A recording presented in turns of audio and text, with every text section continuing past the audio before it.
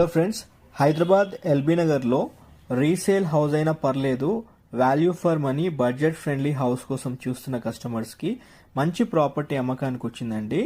Land రేట్కే మనకి ఇల్లు వస్తుంది. 10 years old construction, 3 bedroom kitchen hall, చాలా స్పేషియస్గా ఉంటుంది. 38 వెడ్త్, 39 లెంత్, టోటల్ 165 square yardsలో ఈస్ట్ ఫేస్ ప్రాపర్టీలో ఓనర్ కన్స్ట్రక్షన్ చేసిన ఇల్లు రైట్ నౌ అమ్మకానికి వచ్చింది.